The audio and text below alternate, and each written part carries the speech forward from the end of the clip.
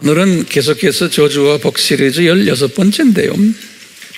이 천사의 이 계층 사회라는 주제로 말씀을 같이 나눌 것이에요. 주님께서 주시는 은혜가 이 속에 많이 있기를 기대하면서 또 기도하면서 이렇게 준비를 했습니다. 우리 천사에 관한 이야기를 하고 있는데요. 13번째 때 이 천사의 다양한 도우미 사역에 대해서 천사의 다양한 도우미 사역에 대해서 우리 공부했어요. 이제 어떻게 도우미를 하느냐? 천사가 이제 보호 천사로 또는 수호 천사라고 이제 이렇게도 부르기도 하죠. Guardian Angel. 이렇게 개인적으로 이 보호 천사가 도와주는 일들을 하고 또는 공동체를 도와주는 일도 하고요.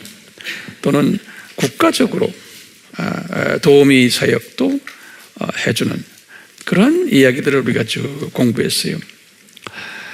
그리고는 이제 14번째로 이 북한 교회의 성도들, 북한 나라가 아니고 그 교회의 성도들이 우리 죽은 미랄의 역할을 해왔다. 지난 70년 동안 이 남쪽에 하나님의 자녀들이 이 세계 선교를 하기 위해서 북쪽에 있는 하나님의 자녀들이 죽는 일을 해왔다.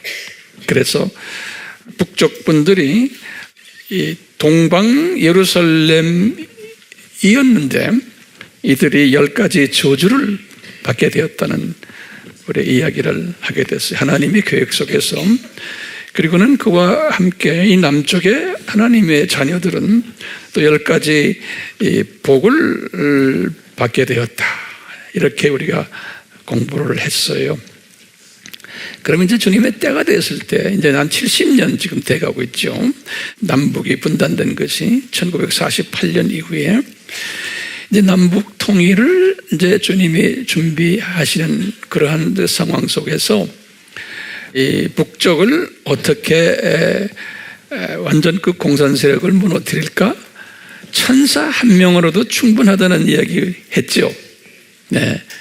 지금 정치하는 분들, 뭐 이런 분들 열심히들 뛰어다니지만 그냥 뛰어다니도록 누구의 장중에서? 예수님의 장중에서 천사들이 이분들을 관리하면서 트럼프부터 시작을 해서 중국과 일본과 한국과 소련의 모든 이 높은 분들을 관리하고 계신데 때가 되면 천사 한 명이 아수르 산헤립 그 군대를 18만 5천 명을 하룻밤새에 죽였잖아요.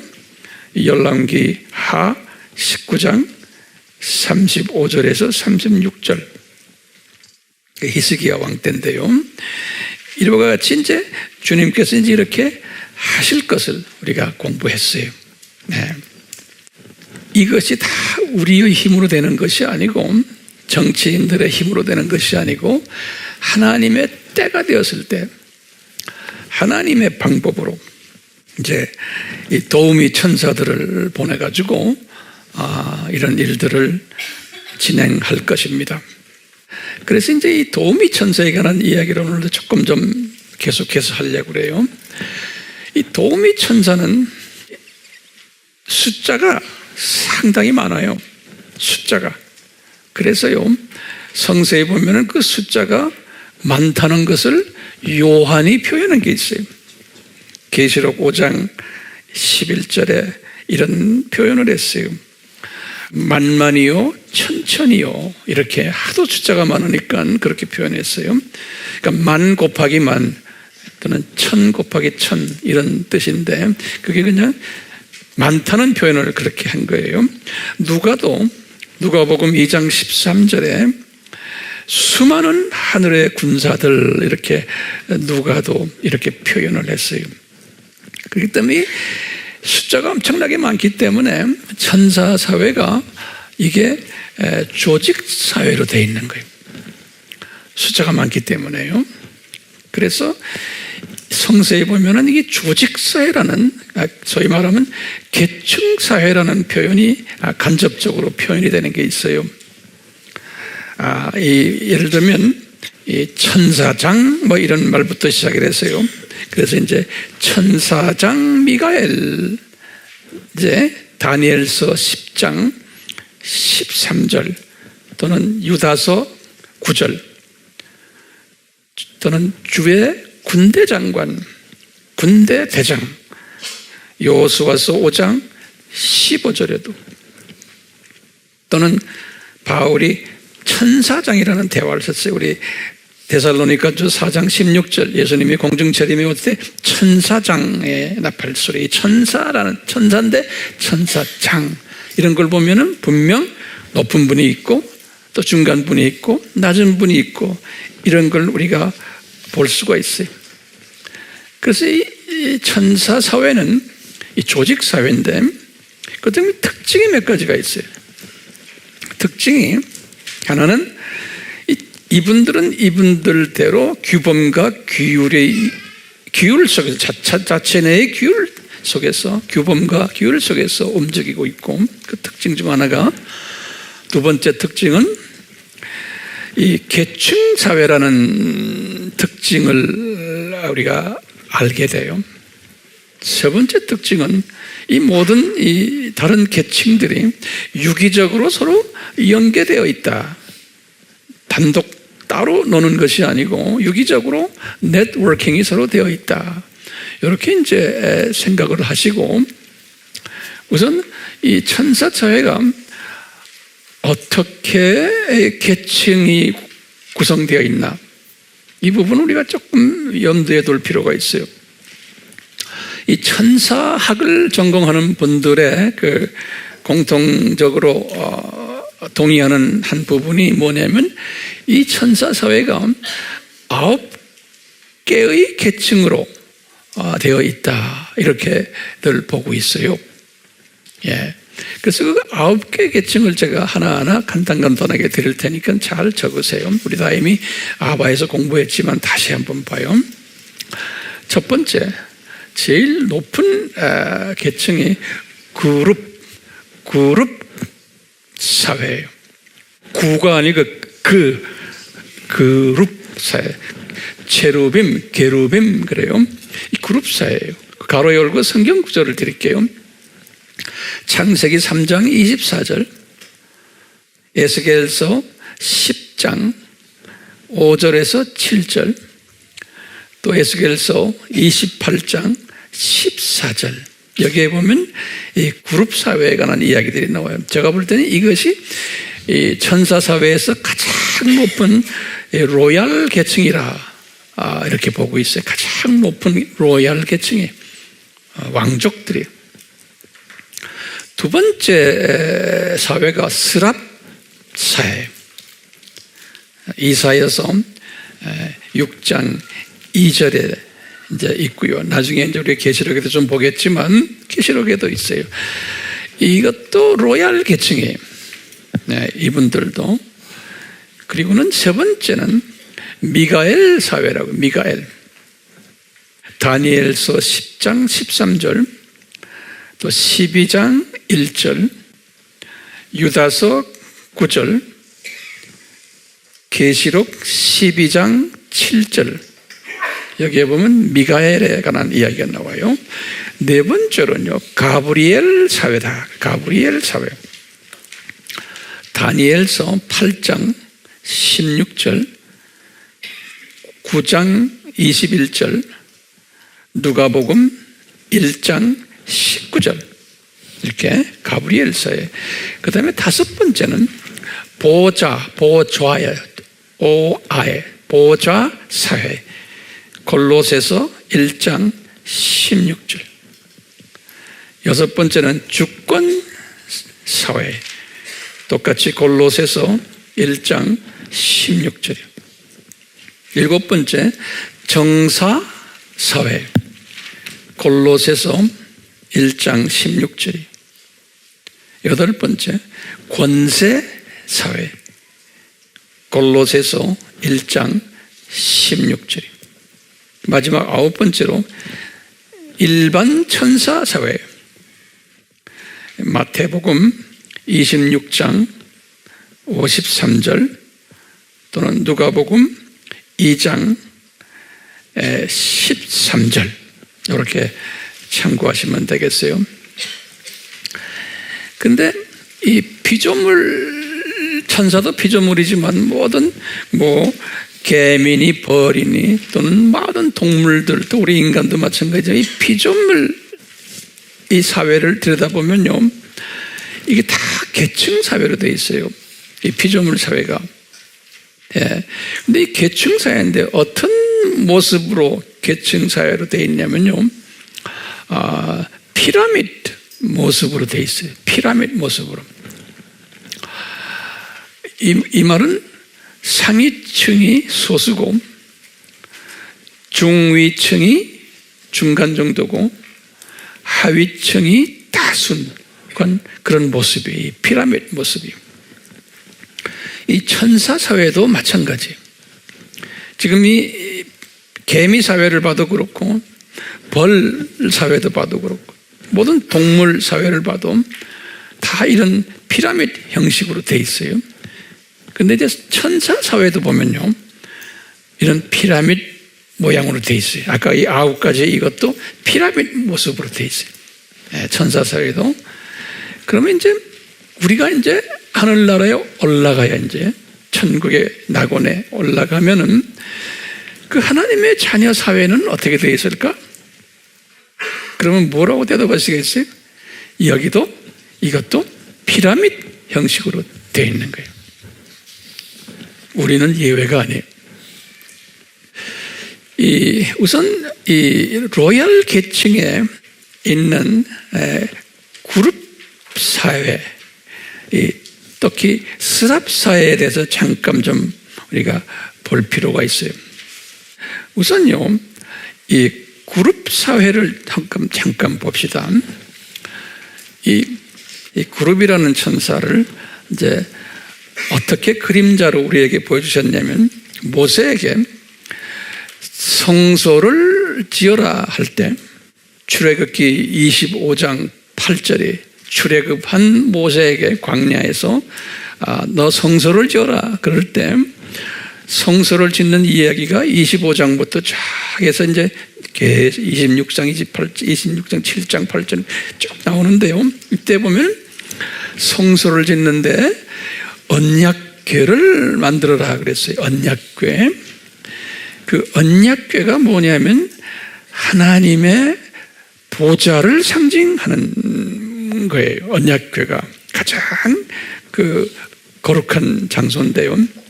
언약궤를 만들어라 이렇게 하시고는 언약궤 양쪽 끝에다가 두 그룹 천사를 딱 이렇게 만들어라 그랬어요. 그래서 두 그룹 천사가 이렇게 양쪽 끝에 딱 있으면서 이들의 날개를 쭉 펴가지고 이 언약궤를 덮고 있는 이런 모습이에요. 출애굽기 25장 10절에서 22절에 이 이야기가 적혀 있어요. 출애굽기 25장 10절에서 22절에. 그래서 보면 이 그룹 천사가 몇이에요? 두 그룹 천사의 가장 높은 그룹이에요.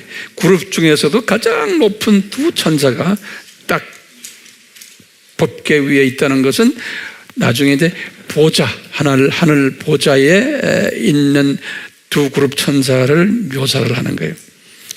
그래서 이제 우리가 다음 시간에 잠깐 보겠지만 그 두 그룹 천사 중에 하나가 이제 타락을 한 이야기 우리 알죠?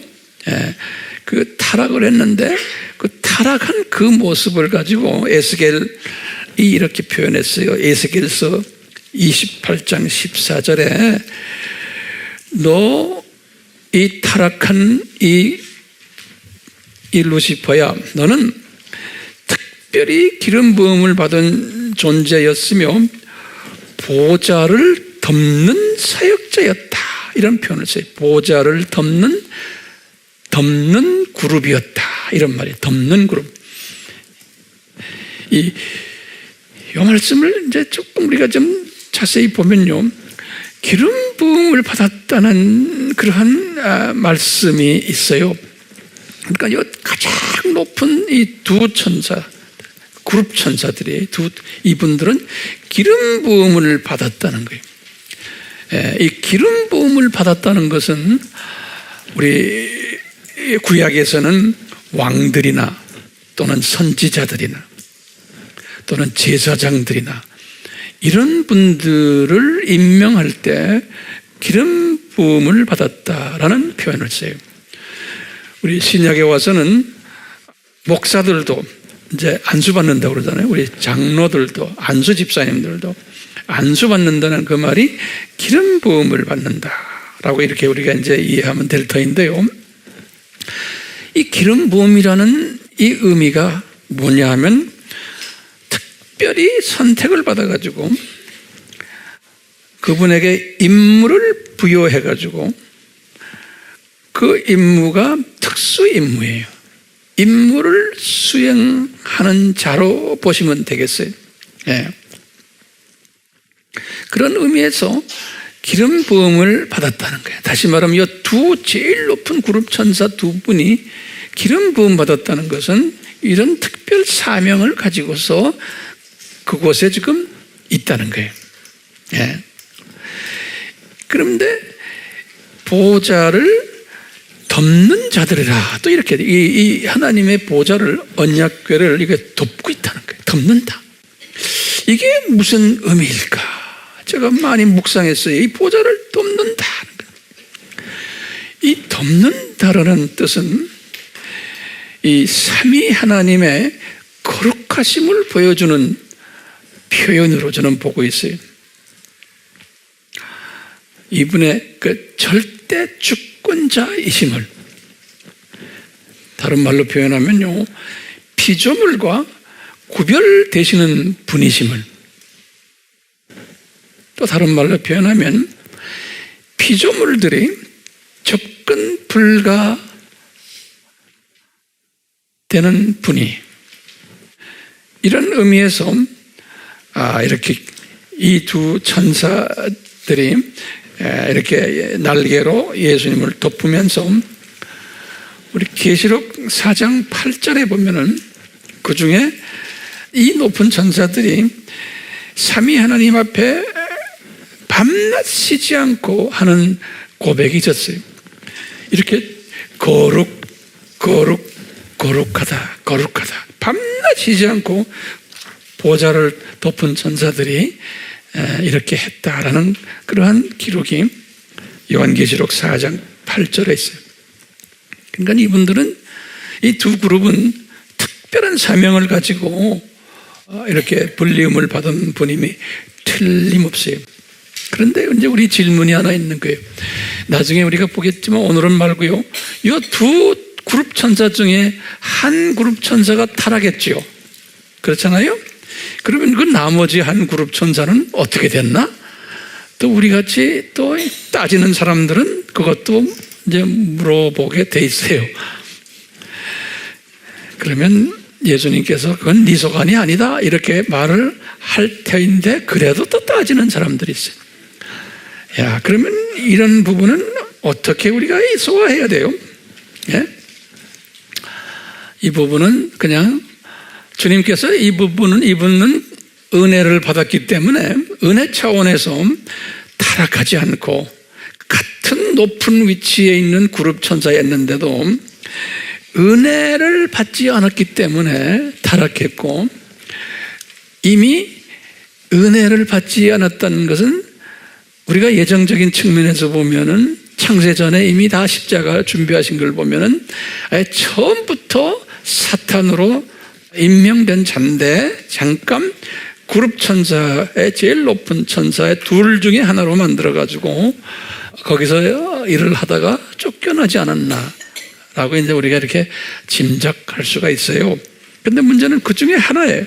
그 중에 하나는 왜 이분은 특별히 은혜 받은 천사라고 이제 보는데요. 천사 중에 제일 높은 천사죠. 그러면 이 사탄이 타락을 했으니까 사탄이 되어버렸으니까 그러면 이제는 덮는 천사가 두 그룹 천사였는데 한 놈이 없어졌으니까 놈이라고 제가 말합니다. 그러면 이건 나머지 하나는 어떻게 됩니까? 그러면 우리가 이제 하는 거예요. 아하, 뭐 창조주 되시니까 즉시로 대타로 하나 창조하셔서 올려놓을 수도 있잖아요. 그렇죠? 사탄 대신에, 루시퍼 대신에 또는 뭐예요? 창조하실 필요도 없이 밑에 있는 이제 세 번째로 높은 그룹을 진급시킬 수도 있잖아요, 위로. 이건 우리 논리로 지금 이야기하는 거예요. 어쨌든 지금 우리가 이제 보좌에 올라가면 분명히 두 그룹 천사가 지금도 이렇게 날개를 펴고 있을 거예요. 자, 이제 문제는요, 이사야서 14장 12절에 요 지금 이 타락한 소위 루시퍼, 이 두 그룹 천사 중에 하나에 대한 그 표현을 이사야에게 이제 시켰는데 14장 12절에 뭐라고 되어 있냐면 이 유대말로 제가 지난번에 드렸지만 헤일 H-E-Y 또는 H-E-Y H-Y-L 헤일 그 다음에 L-E-L H-E-Y-L 헤일 Y를 I 발음하면 돼요. 헤일 그 다음에 L-E-L 이렇게 돼 있어요. 이것을 번역을 하는데 조금 문제들이 있음을 나중에 우리가 알게 되는데요. 이 헤일이라는 이 뜻이 뭔가? 그 사전적으로 딱 찾아보면요. 영어로는 light bearer, 다시 말하면 이 빛을 가진 자, 이런 뜻이 빛을 가진 자. 분명 보좌 옆에 위에 계시니까 빛이 없으면은 거기에 존재할 수도 없잖아요. 그러니까 이제 빛을 가진 자, 그런 뜻이에요. 요것을 이제 구약 성경을 라틴 말로 번역을 할 때 우리가 그걸 뭐라고 해요? 불가타라고 그러죠. 볼게이트. 제롬이라는 사람 우리 다 공부했죠. 제롬이라고 주후 347년에서 420년이 313년 기억나시죠? 그렇죠? 그 다음에 380년 기억나세요? 380년은 뭐예요? 어느 황제가 이 기독교를 로마의 공식 종교로 만들었어요? 국교로? 데오도시우스 380년에 이때예요. 그때 존재했던 이 신학자 이 사람이 이 불교의 이 제롬이요.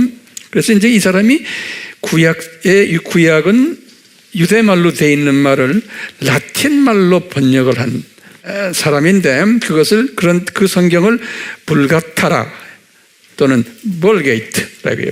V-U-L-G-A-T-E V-U-L-G-A-T-E 제가 쓴 책들에 보면 거기 다 나와요. 이럴 때 요 헤일엘을 어떻게 번역을 해버렸냐면 아침의 아들 Son of Morning 아침에 The Son of the Morning 그래놓고 아침의 아들 루시퍼라는 말까지도 거기다가 이 집어넣어 버렸어요. 루시퍼 처음으로. 근데 이 불가타가 굉장히 그 권위가 있었기 때문에 나중에 1611년에 소위 킹 제임스 성경을 만들 때 영국 킹 제임스 왕이 그 성경이 지금도 가장 그 권위 있는 영어 성경으로 되어 있는데 이 킹 제임스 성경을 만들 때 이 불가타에서 번역한 아침의 아들 루시퍼를 그대로 킹 제임스 책에 그대로 옮겨왔어요. 네. 아침의 아들 루시퍼. 그래서 이 루시퍼라는 이름이 이때부터 공식화되기 시작하고 많은 다른 나라의 성경들도 이 킹 제임스 성경을 바탕으로 해서 성경 번역을 많이 했거든요. 예.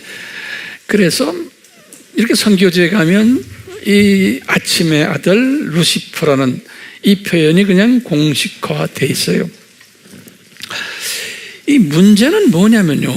문제는 계시록 2장 28절 또는 요한계시록 22장 16절의 그 내용이 문제예요. 이 계시록 2장 28절과 22장 16절에 예수님을 이야기할 때 아침의 아들이라고 딱 이렇게 표현해 놨어요. 예수님을 지칭하실 때, 그러니까 말이죠. 여기에서는 예수님을 지칭할 때 아침의 아들이라고 그러면서 The Son 캐피탈 레터 S를 붙였어요. 그냥 대문자 S를. 그것도 모닝스타 M도 캐피탈 레터가 아니면 The Son을 그것만 했는데 제3세계에서는 캐피탈 레터라는 게 없기 때문에 우리나라도요 똑같이 들리거든요. 똑같이 보이거든요. 그러니까 여기에서 이게 문제가 생긴 거예요. 또 모세한테요, 민수기 24장 17절에 보면 예수님을 뭐라고 또 말씀했냐면 예수님이 별이다, 별이시다 그래요. The star. 그것도 캐피탈 레터 S로 되어 있어요. 별로. 그러니까 분명히 예수님이 The morning star예요. 더 정관자가 붙어서요.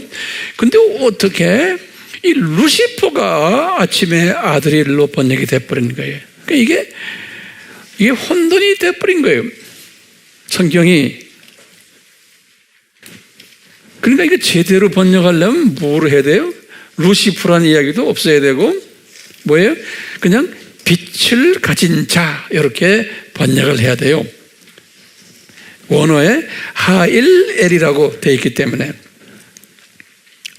근데 이렇게 오역으로 번역된 것이 세계의 많은 나라의 언어에서 또 영어 성경도 마찬가지예요. 이렇게 중요한 부분에서 오역된 것이 꽤 많아요. 우리나라 성경도 그렇지만 보면서 참 신기하다 그래요. 제가 이제 선교지 다니면서 다른 나라의 성경을 이렇게 보면서도 이 사람들이 중요한 부분, 특히 사탄, 마귀, 귀신에 대한 그 분별을 성경이 이렇게 정확하게 구분을 안 해놨어요. 이 번역자들도. 그러니까 여러 가지 이제 그 문제들이 생기는데 이게 왜 전지하신 하나님이, 전능하신 하나님이 왜요 번역자들, 이 신실한 이 번역자들에게 이렇게 오역을 허락하셨을까? 이게 이제 내 고민 중에 하는 거예요. 예수님이 왜 이것을 가만두셨을까? 가장 핵심되는 그 내용을 이렇게 약간씩 조금씩 오역을 시켜놨어요. 그래서 제가 이제 고민하다가 이런 생각이 드는 거예요. 뭐냐? 오역이 좀 있어야지만 또 중요한 내용들은 그래야지만 우리가 그 예수님의 기독론과 삼위일체론과 또는 이 마귀론, 사탄론에 대해서 더 깊이 상고하도록, 더 조사하도록 지금 일부러 이끄시려고 그렇게 하지 않으셨나? 다시 말하면 정신 차리고서 더 자세히 들여다보라고. 왜냐하면 쉽게 줘버리면은 어떻게 돼요? 그 가치를 몰라요. 우리 피조물들은. 정확하게 다 해주면요, 이 피조물들은 그냥 그런갑다. 분별력도 없게 되는. 그래서 분별력을 가지라고 아마 이렇게 하지 않으셨나 보고 있어요. 이게 좀 이렇게 오역이 됐으니까 제가 자세히 지금 설명해 드리는 거 아니에요. 그렇죠? 여기 안 돼 있으면 이렇다 그냥 지나가면 그렇다 그래요 그냥 이렇게 돼버리죠. 그렇기 때문에 어디서나 이 마귀의 공격도 있어야 되고 어려움도 있어야지만 정신을 차리게 돼요. 자, 이제 보세요. 그러면 이 빛을 가진 자, 지금 누군지 알겠죠? 이제 이걸 루시퍼라고 그냥 한번 우리 그냥 말해 봅시다. 루시퍼. 이 분의 모습을 에스겔이 아주 자세하게 환상으로 봤어요. 에스겔이 그분에게 자세하게 보여줬어요. 나중에 이제 요한에게도 좀 보여주셨지만 아주 구체적으로 에스겔에게 그랬어요.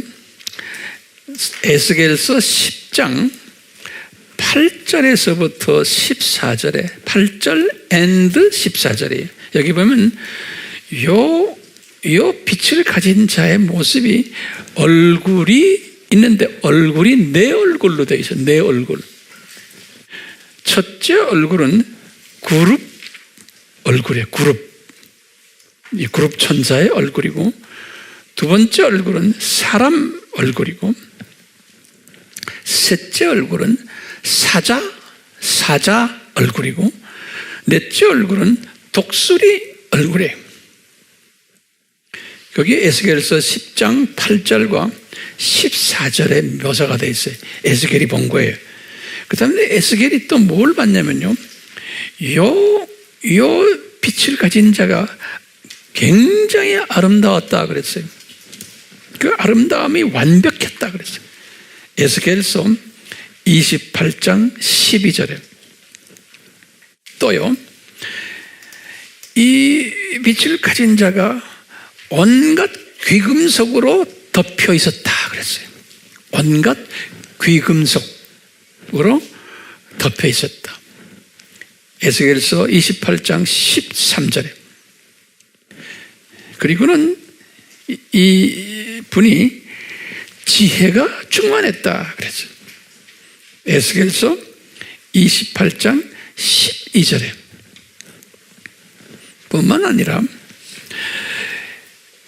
이 분이 뮤직이에요. 음악 사역자로 온갖 악기들을 예비받았다 그랬어요. 음악 사역자로 온갖 악기들을 이분에게 다 준 거예요. 에스겔서 28장 13절에 이렇게 이분에 대한 특별한 그 모습을 환상으로 누가 봤다고 그랬어요? 에스겔이 봤어요. 자, 그런데 또 우리 질문 하나가 이 창세기 3장 24절에 보면 우리 질문이 하나가 있어요. 우리 알다시피 이 아담과 하와가 타락한 후에 에덴 동산에 있는 그 생명나무를 다시 가려고 하는데 그것을 이분들이 거기에 들어가지 못하도록 삼위 하나님께서 그룹들을 거기 보면 그룹 천사들이에요. 이렇게 복수로 되어 있어요. 이건 다시 말하면 그룹 사회에서 가장 낮은 그룹들인지도 몰라요. 제일 높은 분들이 아니고 이 체루빔 그랬어요. 이 그룹들과 두루 도는 화영검을 이렇게 놓아가지고 생명나무의 길을 지키게 했다라는 표현이 있죠. 근데 제가 이제 이 질문인 거예요. 왜 이 그룹들은 하늘 보좌 주변에만 있어야 되는데 왜 이 밑에 이 에덴 동산으로 보내가지고 이런 일을 감당케 할까? 예컨대 미가엘이나 또는 가브리엘 사회 사람 그 천사들을 보내면 좋을 터인데 왜 그룹들을 이렇게 보냈을까? 로얄 계층들인데요. 그러면 이거 가지고 제가 또 묵상을 또 꽤 했어요. 해보니까 제 말이 맞는지 안 맞는지 모르겠지만 이제 만약에 아담과 하와가 영생을 회복을 받는다면, 만약에 이 길을 막지 않아서 회복을 받았더라면 어떤 일이 벌어져요? 아담과 하와가 회복을 받아서 영생을 다시 소유하게 됐다면 어떤 일이 벌어져요? 이게 문제가 심각해지는 거예요. 예수님이 창세전에 십자가 교회 같은 것도 이게 뭐가 돼버려요? 의미 없어지고 그거 무효화시켜야 되고, 창세기 3장 15절에 무슨 복음이라고 그랬어요? 원시 복음의 프로토 에반겔리온도 그거 다시 캔슬하셔야 돼. 다시 예수님이 이 세상에 오실 필요가 없게 되는, 그냥 우리 피조물들이 하면 상상이에요. 그렇기 때문에 이건 상당히 심각한 일로 번질 수 있으니까, 그래서 아마 가장 높은 그룹을 보내가지고 너희들 철저하게 그놈들 영생 회복 못 받게 해라, 아마 이렇게 하셨을 것으로 우리 우둔한 우리 피조물들이 한번 상상하는 거예요. 만족하세요, 이 상상에? 자, 두 번째 높은 로얄 그룹이 뭐였어요? 스랍이에요. 스랍이에요. 이 스랍들은 이 덮는 사역자 그룹이 아니에요. 이 스랍들은 보니까 성서에 보면 자세하게는 안 나오지만, 성서에서 스랍을 묘사한 것을 이렇게 다 내가 이렇게 조사를 해보니까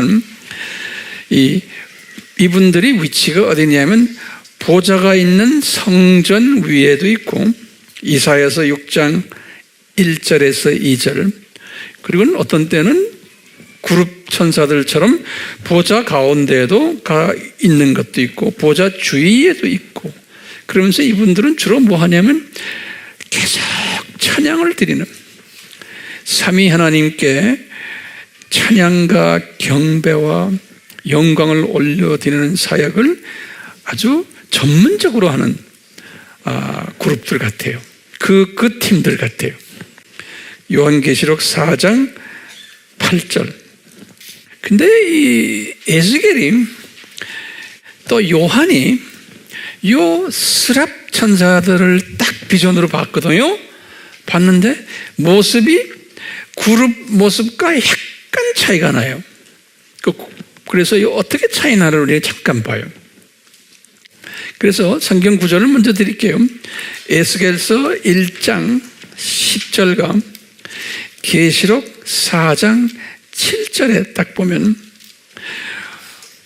이분들도 내 얼굴이 있어요. 내 얼굴이 있는데 그 내 얼굴인데 그 내 얼굴 중에 하나가 달라요. 여기 에스겔서 1장 10절이나 계시록 4장 7절에 보면 사람의 얼굴, 사자의 얼굴, 황소의 얼굴, 독수리의 얼굴 이렇게 나와요. 그러면 우리 아까 다시 불러요. 사람의 얼굴, 사자의 얼굴, 황소의 얼굴, 독수리의 얼굴. 자, 그러면 뭐가 달라요? 이 황소가 있는 거예요. 이렇게 황소. 그런데 그룹 사회는 뭐가 있어요? 황소 대신에 그룹 얼굴이 있는 거예요. 거기서 차이가 나요. 예. 그렇게 그냥 참고로 알아두세요. 우리 나중에 올라가면 다 이분들 만날 거예요. 그때 가서 우리 확인해 봅시다. 황소 얼굴이 있으면 이분들은 뭐다? 스랍이구나. 예? 황소 없으면은 그룹이구나. 이렇게 알고 계시면 되겠어요. 이렇게 우리가 이제 이 천사 사회가 계층 사회임을 잠깐 우리가 살펴봤어요. 다시 말하면 이 도우미 사회가 계층 사회. 그러면 하나님의 자녀들, 우리예요. 하나님의 자녀들 사회는 저 위에 올라가면은 계층 사회일까요? 아닐까요? 분명 계층 사회인 거예요. 그러면 어떤 분들은, 우리 교인들은 아니지만 저에게 이렇게 물어보고, 황 목사님, 성경에 어디에 그런 게 있습니까? 또 그럼 목사님들도 이거 물어보는 사람이 있어요. 예. 그러면 성경에 최소한 5곳에 이 계층사의 임을 설명한 게 있으니까 성경 구절만 제가 드릴게요. 나중에 세일 모임 때 한번 보세요. 첫 번째, 이거 외우셔야 돼요. 저도 이걸 성서를 보고 다 이렇게 조사한 다음에 딱 정리해서 제가 외웠어요. 첫 번째, 마태복음 5장 19절. 두 번째, 마태복음 18장 1절. 세 번째, 마태복음 23장 11절. 네 번째, 누가복음 19장 11절에서 27절. 다섯 번째, 디모데후서 2장 20절에서 21절에 이 5개를 외워두세요. 그 다음에요, 더 구체적으로 성서에는 이 상위 계층에 있는 하나님의 자녀들이 어떤 보상을 받는가라는 말씀이 성서에 많이 기록되어 있어요.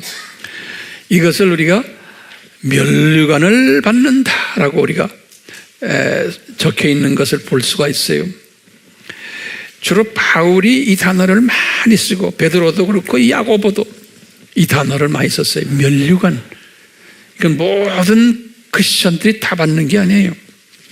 그래서 지금 이 말씀을 좀 노트에 잘 정리해 주시길 바라요.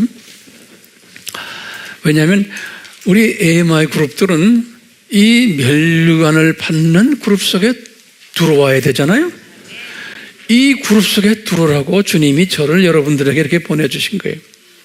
그러니까 저는 여러분들이 멸류관 받는 이 높은 계층의 하나님의 자녀들이 되도록 잘 가이드해주는 사명이 저한테 있어요. 그러면 어떤 사람들이 멸류관을 받는가? 거기에 대한 것을 바울이 깨달은 걸 가르쳐 주셨고, 베드로가 깨달은 걸 가르쳐 주셨고, 야고보가 깨달은 것을 가르쳐 주셨어요. 성서 속에 보면은. 자, 그러니까요, 우리가 우선요, 이 바울이 주신 것을 잠깐 좀 봐요. 글쎄요, 이 바울이 주신 멸류관들 보면요, 첫째 뭐냐, 이 타문화권 복음화에 직접 간접으로 참여한 분들에게 주는 멸류관이에요. 이 타문화권, 내 족속만이 아니고 타문화권 사람들에게 그분들이 예수님을 잘 섬기도록 가르쳐주는 일. 우리가 그러면 저같이 이렇게 현장에 가는 사람도 있고, 뒤에서 기도해주는 사람도 있고, 또 물질로 서포트하는 사람들도 있고, 또 이 안에서, 이 공동체 안에서 서로가 화평케 하는 일을 하면서 이 공동체가 그런 일을 하도록 뒤에서 잘 뺏가하는 사람, 여러 가지 종류의 사람들이 있어요. 예. 이런 사람들이에요. 그러면 바울이요, 이런 사람들에게 주는 첫 번째 멸류관이 뭐냐면, 바울이 썩지 않는 멸류관이라 그랬어요. 그 멸류관 이름이 고린도전서 9장 25절에 그런 단어를 썼거든요. 그럼 지금부터 제가 말하는 거 잘 들으세요. 어떻게 이 썩지 않는 멸류관을 받게 되는가? 라는 설명을 9장 전체에서 했어요, 바울이. 이 바울이 이런 이야기로부터 시작해 이 고린도 교회에게 내가 너희들에게서 너희들이 내는 헌금을 난 건드리지도 않는다. 왜? 혹시나 교인 중에서 뭐라고 말할 것 같아서 내가 그래서 밤낮 따블따블 뛰면서 일했고, 또 내가 너희들에게 안 받고 다른 방법으로 선교 자금을 만들어서 내가 지금 너희들 교회도 섬기지만 이 그리스의 전부 터키 지방의 전부의 이 개척 교회들을 내가 섬기고 있단다. 이런 말씀을 하시면서 뭐라고 그러시냐면, 선교사가, 목사가 이 사례비를 받지 않고 돈이 필요해요. 그렇지만 정규적으로 보장된 봉급을 내라, 안 그러면 나 안 한다, 이런 식이 아니라는 거예요. 주면 받고 안 주면 안 받고, 이런 스타일의 목회자였어요, 바울이. 예. 그걸 미리 성령님이 다 아시고는 이 사람 저 사람을 통해서 다 바울이 사역하도록 다 이렇게 도와주셨어요. 그래서 이제 이런 거예요. 자비량으로 누구한테 돈을 보증으로, 봉급으로 받지 않으면서, 신세 안 지면서 주님이 주시는 돈으로 사역을 했을 때, 이것도 이방 선교 사역을 했을 때, 타민족에게 복음을 전하는 일을 했을 때 받는 이 면류관, 내가 이 면류관, 썩지 않는 이 면류관을 향해서 내가 너희들에게서 내가 돈도 안 받고 주님의 일을 이렇게 한다는 거예요. 바울이 이 세상에, 이 사상이 엄청나게 강했던 사람이에요. 예. 두 번째 바울 보세요. 우리 데살로니가전서 2장 19절에 바울이 기쁨의 면류관이라는 단어를 썼어요. The crown of joy, 그랬어요. crown of joy. 이 사람은 기쁨의 면류관을 받는, 자기가 이것을 생각하면서 지금 데살로니가 교인들에게 편지를 쓴 거예요. 이럴 때 그 내용을 쭉 보면 뭐냐면, 내가 너희들을 섬길 때, 데살로니가 교인들아, 이방 사람들이에요. 바울에게는 이방 사람들이에요. 내가 탐심 없이 내 영광을 위해서가 아니고 너희들에게 생명을 주려고 내가 이렇게 하고 있단다. 그래서 유모가 자기 친자녀를 소중히 여김같이 그랬어요. 유모가, 다시 말하면 이 영적 베비들을 잘 먹여가지고 성장하도록, 친자녀들이 성장하는 것, 그런 마음으로 내가 너희들을, 이방 사람들을, 내 민족도 아닌 이방 사람들을 섬기고 있다는 거예요. 이런 사람으로, 이런 생각을 가지고 했기 때문에 나에게 crown of joy, 기쁨의 면류관을 준비하실 거라는 거예요. 세 번째는 디모데후서 4장 8절에, 여기 이제 잘 아는 의의 면류관이에요. 이 면류관은 바울이 순교 1년 전에 디모데에게 말씀하신 거예요. 우리 이 말씀 우리 잘 알죠? 내가 선한 싸움 싸우고 달려갈 길 마치고 믿음을 지켰으니, 이런 거예요. 여기 아주 중요한 단어가 있어요. 내가 good fight, 선한 싸움을 싸우고. 이게 영적 싸움이에요. 이방인 선교를 하는 것이, 우리가 NK 선교하는 것이, 우리 중국 공산권 선교하는 것이, 이게 영적 싸움이에요. 일본 선교하는 것이. 이 선한 싸움이에요. good fight. 쭉 해온 거예요, 이 사람이. 이거 하고는 그 다음에 달려가는 거예요. 달려갈 길을 마치고. 그 다음에 중요한 마지막 이 표현이 제일 중요해요. 믿음을 지켰다는 거예요. 그러면 우리가 질문이, 무슨 믿음이요? 이거 우리가 대답해야 돼. 무슨 믿음을 지켰다는 거예요? 네? 우리가 이 진부하게 쓰는 단어에, 우리 크리스천들이 진부하게 쓰는데, 믿음 가져라, 믿음 지켜라. 무슨 믿음이요? 그러면 제가 항상 여러분들에게 주는 게 뭐예요? 히브리서 11장 믿음이에요. 히브리서 11장에 그 믿음 가진 사람들의 구약의 유명 인사들 한 20명 이름이 쫙 나오죠? 이 사람들이 가지고 있던 믿음이 뭐였나?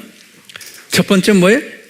이 믿음이 11장 13절에 뭐라고 돼요? 이거 잘 수천 번을 이야기해야 돼요, 제가요. 13번에 뭡니까? 내가 지금 살고 있는 이 세상은 내 고향이 아니다. 이 믿음이에요. 이 말은 뭐냐면 내가 여기서 영원히 사는 것이 아니다, 이것은. 나는 지금 학교 다니는 학생이다. 이 세상이 뭐예요? 이 세상은 창조 목적 학교다. 여기에 내가 지금 학생으로 지금 공부하고 있는 거다. 라는 믿음이에요. 첫 번째 믿음이. 이건 항상 가지셔야 돼요. 제일 먼저. 이제 때가 되면 다 놓고 나는 가야 되는 사람이다. 항상 갖고 계세요. 이 사상으로 꽉 차 있는 사람은 달라요, 벌써 사람이. 이 가치관과 세계관과 물질관과 모든 것이 달라요. 이 사상을 가진 사람은. 예. 두 번째 믿음의 두 번째 레벨이 뭐예요? 14절에서 11장 14절에서 16절이. 이게 뭐예요? 나는 이 세상에서 이제 학교 졸업하면 저 세상 내 고향으로 간다 라는 믿음이. 11장에서 구약의 유명한 인사들 한 20명이 가졌던 믿음이라는 거예요. 그러니까 하시라도 나는 부르면 나는 졸업장 들고 간다 라는 이 믿음인 거예요. 그리고는 세 번째가 뭐냐? 6절이에요. 6절이 뭐냐면 저기 올라가면은 이제는 상급이 기다리고 있다. 그러니까 저쪽은 계층사회다. 면류관을 받는 사람은 엄청난 면류관들을 받을 것이고 못 받는 사람은 못 받고 계층사회다. 바울이 선한 싸움 싸우고 순교 1년 전에 하시는 말씀이 내가 달려갈 길을 쫙 달려갔는데 이분이 주후 몇 년에 개종했어요? 35년이죠? 언제 지금 이 글을 썼어요? 67년에. 그리고 68년에 순교했어요. 그렇죠? 믿음을 지켰다는 것은 이분은 이 세 가지 이 믿음을 쭉 지켜왔다는 거예요. 이것을. 첫 번째 뭐예요? 나는 잠깐 순례자로 이 세상에 지금 필그림이 나그네로 이 세상에서 살고 있다는 이 믿음이에요. 이 믿음 가진 사람은 이제 나중에 죽게 됐을 때 슬프지 않죠? 기쁨 있죠? 그렇죠? 죽음이 복이에요. 이 믿음 가진 사람의 죽음은 장례식이 파티하는 거예요. 파티. 자, 바울이 이런 사상을 가진 내가 받는 면류관이 무슨 면류관이? 의의 면류관이라는 거예요. 의의 면류관. 그러시면서 나만이 아니고 많은 하나님의 자녀들이 이 면류관을 받겠다. 이 사상을 가진 사람은 받는다는 거예요. 그러니까 저도 이 면류관 받고 싶어요. 의의 면류관. 지금 기쁨 면류관도 받고 싶고 썩지 않는 면류관도 받고 싶고 의의 면류관도 받고 싶고 지금 이 세 가지 면류관들은 보면은 뭐냐면 내 민족이 아닌 나와 문화가 다른 우리가 NK 사역도 다 여기 해당이 돼요. 문화가 다른 분들이 NK들이 그러니까 얼마나 우리가 힘들어요. 그렇지만 모든 부분에서 나와 문화가 다른 사람을 복음화하는 일에 직접 간접으로 참여한 이런 사람들은 이런 면류관을 받는다는 거예요. 그 다음에 또 면류관이 하나 있어요. 베드로전서 5장 4절에 베드로가 가졌던 이 면류관 사상인데요. 영광의 면류관이다. 그래, 영광의 면류관.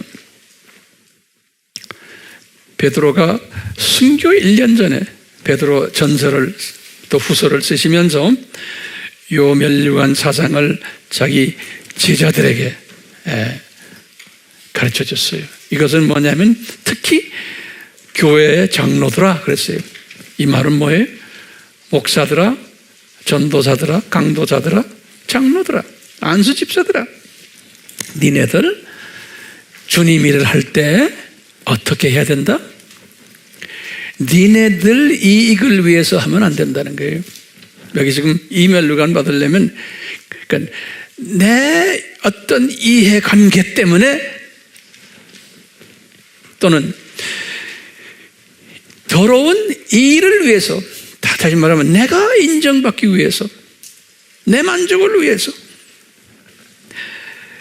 이런 사람들 안 된다는 거예요. 너희들 그렇게 주님을 섬기는 사람들은 이런 면류관 못 받는다는 겁니다.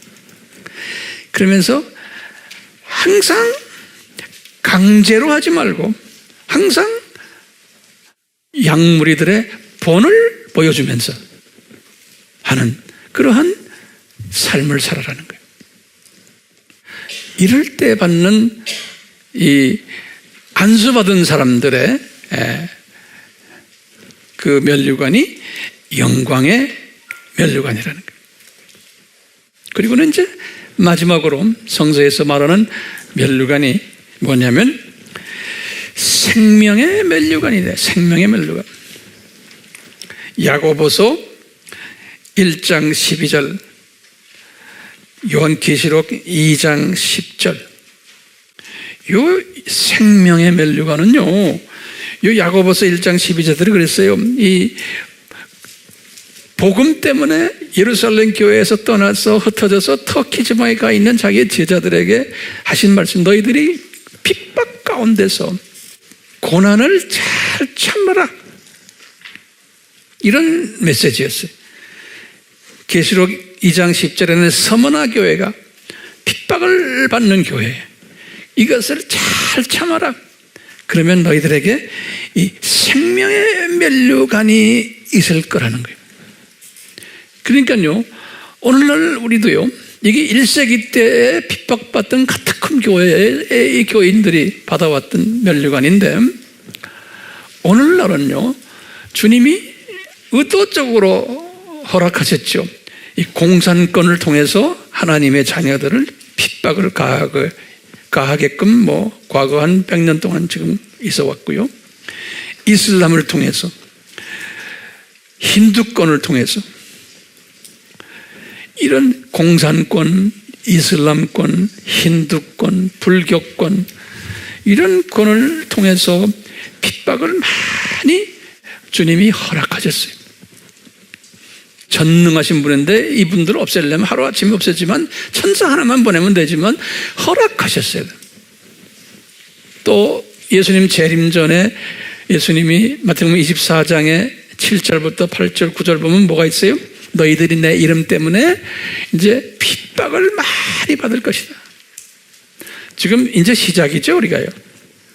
지금 동성애 이야기, 다원주의 이야기, 인권 이야기, 이런 것들이 지금 우리를 이미 유럽이나 미국이나 이런 사회에서는 이미 핍박이 하고 있지만, 우리나라가 요 근래 와서 정권이 바뀌면서 이것이 이제 구체화되는 것, 피부로 느끼시죠?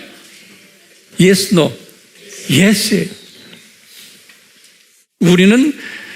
우리에게는 해당이 안 된다고 생각했죠? 이제 앞으로 더 심해질 거예요.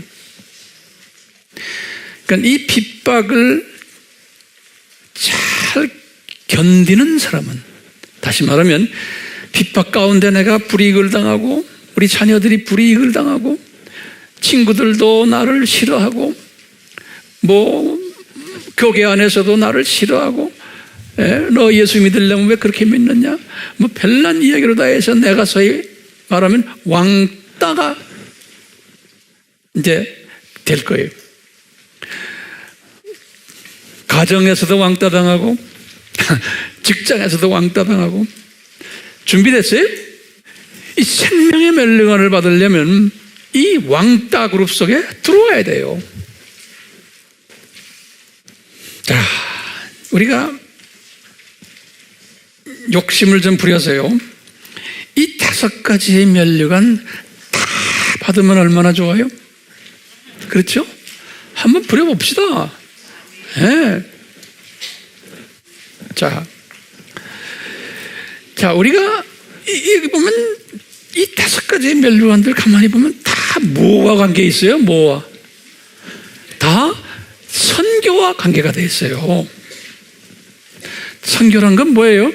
복음을 내 민족에게만 하는 것이 아니고 문화가 다른 딴 족속에게까지 복음을 들고 가서 전하는 거와 거기에 참여하는 자들, 직접 간접으로 뒤에서 서포팅하는 자들, 우리 EMI 교회라는 이 교회가 그걸 향해서 가는 교회 아니에요.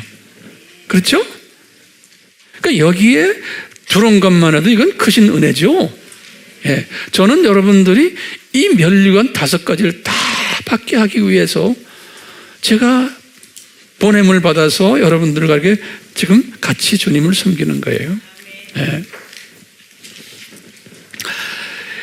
우리가 이런 면류관 받기 위해서요, 선교하는 이것이 막연히 하는 게 아니에요. 첫째, 그냥 남이 하니까 그냥 막연히 하는 게 아니에요. 또는요, 내 몸에 맞아 그래서 내 취미로 하는 것도 아니에요. 막연히 하는 것도 아니고 취미로 하는 것도 아니고, 또는요 의무감으로 하는 것도 아니에요. 해라 안 하면 안 돼 이런 게 아니에요. 또는 행사 차원으로 하는 것도 아니에요. 또는 종교 행위로 그런 차원에서 하는 것도 아니에요. 또는 옆 교회가 하니까 경쟁 차원에서 하는 것도 아니에요. 또는 이거 지금 유행병처럼 유행 차원에서 하는 것도 아니에요. 이렇게도 가다 보니까 이게 잘못 가는 거예요. 동기가 잘못되어 있으니까요. 지금 우리 아까 봤지만요, 히브리서 11장의 20명의 구약의 유명 인사들, 또는 지금 이 면류관을 지금 이야기했던 또 받았던 바울이나 베드로나 야고보나 요한, 이런 사람들이 이 선교를 했던 사람들인데, 이런 사람들이 어떻게 해서 이런 면류관을 받는 위치에까지 가게 되었을까요? 이게 이제 우리의 질문이에요. 그 많은 하나님의 자녀들이 있었는데 그 당시에 어떻게 이 사람들이 이 면류관을 받는 높은 위치까지 가도록 주님이 허락하셨나? 그러면 저는 이렇게 생각해요. 아하, 이 사람들 은혜를 받은 사람들이구나. 그 많은 하나님의 자녀들 중에서 은혜를 받으니까 이 사람들이 어떤 생각이 들었냐면, 은혜 때문에 저쪽 낙원이 계층 사회이구나 라는 것을 확인받는 거예요. 그리고는 이 로얄 계층이 있다는 것을 비전으로 이 사람들은 보는 거예요. 믿음의 눈으로 보는 거예요. 그러면서 그것뿐이 아니라 성령님께서 이분들을 이제는 면류관을 수혜를 받는 그러한 사상으로, 머리 구조로, 가치관으로 자연스럽게 인도하는 거예요. 이 사람들이 면류관 받는 사람이 되도록 성령님이 이분들을 인도하는 거예요. 그 인도를 받는 거예요. 이끌림을 받는 거예요. 성령님께서. 네. 은혜 받은 사람들은, 이렇게 불리움을 받은 사람들은, 이런 콜링을 받은 사람들은 이제 본인이 성령님에 이끌려서 면류관 수혜 사상으로 자연히 이렇게 물들어가기 때문에 본인이, 이분들은 어떤 모습이 되냐면요, 자발적으로 순종하는 모습, 사람들이 자발적으로. 네. 이뿐 아니라 즐거움을 가지고 순종을 해요.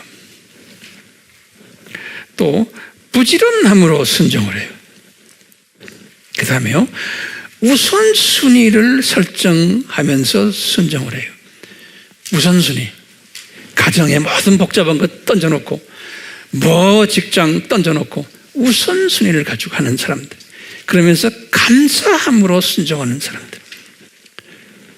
요 1세기 때 이 복받은 사람들, 이 선교 원칙대로 했던 사람들의 라이프를 보면 다 이 카테고리 속에서 했어요. 누가 다리를 묶어서 한 것도 아니에요. 그렇게 성령님이 이끄심에 의해서 이분들이 쫙 했어요. 자, 제가 결론적인 말씀 몇 개만 드릴게요. 이렇게 은혜를 입은 자는 성령님의 이끄심을 이렇게 받으면서 어떤 변화가 오냐면요, 이 시각의 변화가 와요. 시각. 다시 말하면 이 가치관의 변화가 와요. 세계관의 변화, 인생관, 물질관, 가정관까지도 변화가 오게 돼 있어요. 그러면서 구체적으로 히브리서 11장의 믿음의 사람으로 날로 날로 이렇게 발전돼 가게 돼 있어요. 이렇게 해가지고요, 우리들을 통해서 지금 선교지의 사람들이 우리의 이 은혜 받은 것, 우리의 삶을 그대로 그분들에게 성령님께서 전수시켜 주는 거예요. 우리를 통해서. 예. 우리를 통해서 이것을 자연히 전수시키세요. 이것은 절대로 내 마음대로 되지 않죠. 그렇죠? 내 뜻대로도 안 돼요. 뭐가 필요해요? 예수님의 은혜가 절대적으로 필요한 거예요. 그 은혜를 우리가 깨달은 사람은 겸손해지고 간절히 이 은혜를 더 추구하게 되고 그래요. 그리고 이것이 내 뜻에 의해서 이게 가는 것이 아니구나라는 것을 항상 느끼게 돼요. 우리가 성경에 기록된 유명 인사들 보면 다 이 사상을 가지고 있어요. 바울에게도, 베드로에게도, 야고보에도, 예수님의 어머니 마리아에게도, 디모데에게도, 브리스길라 아굴라에게도, 심지어 구레네 시몬까지, 그 가족들, 스데반 집사, 빌립 집사, 바나바, 디도, 에바, 브라디도, 오네시모, 빌레몬, 오네시보로, 이런 모든 유명 인사들 보면 다 이 은혜를 받은 사람들. 근데 이 유명 인사들에게 뭘 또 허락하시냐면 이 은혜를 잘 킵하기 위해서, 이 은혜의 소중함을 깨닫게 하기 위해서요, 가끔 마귀를 허락하세요. 요놈들, 나쁜 놈들 아니죠. 알고 보면요, 우리를 하나님이 더 단단한 하나님의 자녀로 만들기 위해서 면류관을 제대로 딱 받기 하기 위해서 이 마귀를 학교 교감 선생으로 또는 교사로 마귀 똘마니들을 사용하시는 거예요. 예, 그래가지고 우리의 마음을 불편하게 하기도 하고, 어떤 때는요 우리로 하여금 여러 가지로 교회 안에서도 불편한 일이 가끔 생기고, 가정에서도, 직장에서도, 이럴 때마다 마귀가 이렇게 나타날 때마다 어떤 사인이에요?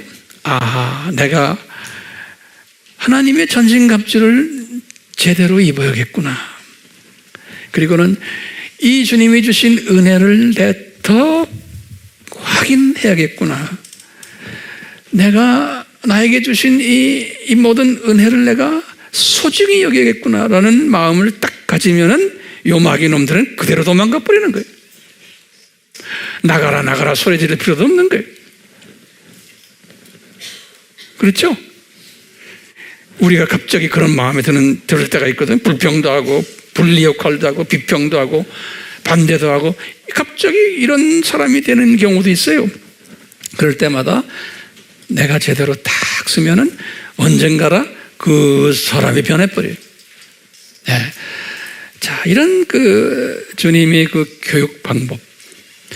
그러니까 면류관을 받는 은혜로운 복된 자는 항상 이 면류관을 향해서 우리가 전진해 가지만 가끔 그 마귀의 이 방해도 있다는 것을, 그럴 때마다 이 내 생각이 주님 앞으로 집중해 가면은 그 마귀의 그 똘마니들은 그냥 도망간다는 것을 잊지 말아 주시길 바라요. 오늘 제목이 뭐였어요? 천사사회, 특히 이것이 계층사회다. 그리고 또 우리가 올라가면 하나님의 자녀들 사회도 계층사회다. 특히 로얄 계층에 있으려면 뭘 받아야 된다? 5가지의 면류관을 받게끔 디자인하셨다. 그런데 이 5가지의 면류관은 은혜를 받은 사람들에게, 예정적인 차원에서 은혜를 받은 사람들은 이 5가지 면류관을 받도록 성령님이 인도하신다. 지금 우리가 그 인도함에 잡혀 있는 그러한 우리 에마의 교인들임이 재확인이 돼요. 저에게는. 그런 의미에서 주님께 감사드리고, 우리가 이제 앞으로 점점 더 확인받고 더 면류관도 많이 이제 받게 되는 우리 모두가 될 것을 저는 확신하거든요. 이제 시작이에요. 시작. 자, 우리 같이 기도합시다. 하나님, 저희들은 이 면류관을 받게끔 예정된 자들이고, 이 면류관을 향해서 한 걸음 한 걸음 달려가는 믿음을 가지고 달려가는 복된 자임을 재확인 받고 있습니다. 그러나 이럴 때마다 우리가 그냥 안위하게 있으면 안 되는 것이, 자칫하면은 교만해질 수 있기 때문에 우리에게 또 악한 마귀들을 붙여주시고 이놈들로 하여금 우리를 겸손케 하는 그러한 일도 하심을 깨닫게 해주셔서 감사합니다.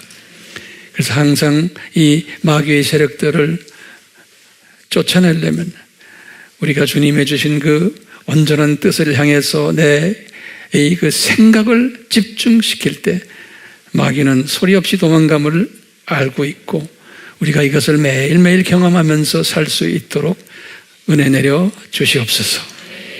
예수님의 이름으로 기도드리옵나이다. 아멘. 지금 이 시간은 예수 그리스도의 무한하신 은혜와 우리 아버지 하나님의 흑진하신 사랑하심과 성령님의 끊임없이 가르쳐 주심과 깨닫게 하심과 순종케 하심이 우리를 떠나지 않기를 예수님의 이름으로 축원하옵나이다. 아멘.